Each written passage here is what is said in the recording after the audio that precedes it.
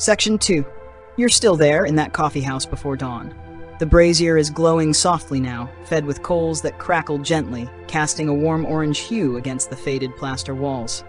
A man in a saffron robe stirs the thick coffee in a small brass sezvi, his movements slow and practiced, like a ritual passed down through generations. You can smell it, bitter, earthy, with a sharp edge that tickles your nostrils and seems to settle somewhere deep behind your eyes. Around you, others have begun to arrive. They file in silently, brushing dust off their cloaks, settling onto sagging cushions like they're easing back into an old memory. One man removes his sandals and sighs as he sits, as though the burdens of the world are always waiting at the door, but not allowed inside. There's a rhythm to this place, and though no one speaks loudly, everything hums with quiet understanding. Ottoman coffeehouses, especially in their early days, weren't built to impress with marble counters or ornate signage. They were often modest, tucked behind twisting alleyways, or hidden between bathhouses and bookstores. The earliest known establishments in Istanbul date to the mid-1500s, opened by two men from Damascus. These places were often little more than low-ceilinged rooms with simple benches and shelves filled with cups, hookahs, and the occasional dog-eared manuscript. And yet, within these modest walls, entire revolutions of thought quietly brewed, alongside coffee that could stain your soul if you weren't careful. Historians still argue whether these early coffeehouses were truly revolutionary spaces from the start, or simply extensions of older, already male-dominated communal traditions like bathhouses or mosques. But one thing is certain, they quickly became central to public life. Not quite religious, not entirely secular, just somewhere in between, a liminal space where men could gather, think, gossip, argue, and most dangerously of all, imagine alternatives. At one table, a scholar with ink-stained sleeves scratches a few words into a wax tablet, pausing every so often to glance up and listen. You notice how everyone seems to pay attention to the pauses in speech more than the words themselves. A joke lands not in laughter, but in knowing looks and the soft clink of a cup being set down just a little harder than usual. Here, conversation is an art, measured, paced, seasoned like a good stew. And it wasn't just scholars and poets.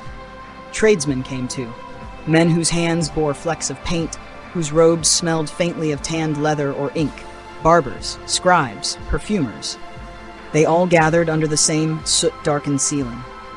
One old man, possibly a retired janissary by the way his spine curves just so, toys with a toothpick and leans in to murmur something to his neighbor.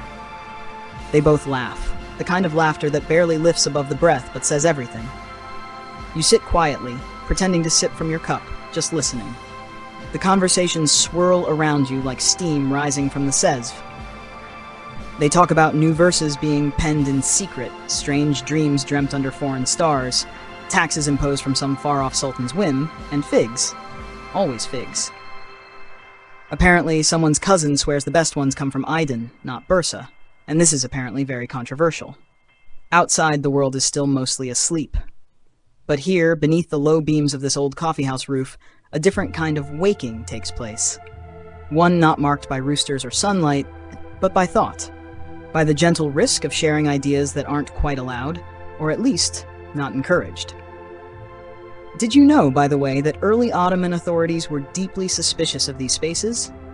In 1580, Sultan Murad III issued decrees against coffeehouses, fearing that they fostered sedition and laziness. The fear wasn't unfounded. These places were full of idle chatter, and sometimes that's all it takes to stir a revolution. Idle chatter, after all, is rarely just idle. But for now, this moment is still gentle. Someone begins to read aloud, badly, but with gusto, a poem that might be Persian or Arabic. It's hard to tell through the mumbles and interruptions. A younger man challenges a line's interpretation, and there's a brief debate over the proper translation of a word that could mean either beloved or divine light. You realize no one is trying to win. This isn't a debate in the Western sense, it's more like a shared performance, with everyone playing their part. Even the silence is part of it. Sometimes someone just sits back, breathes in the bitter scent of coffee, and says nothing for a long time. No one minds. The air holds it all. You lean back into the cushion. The shadows stretch as the sky outside begins to soften toward morning. The brazier flickers low now, and the man in saffron gives it a small poke with an iron rod.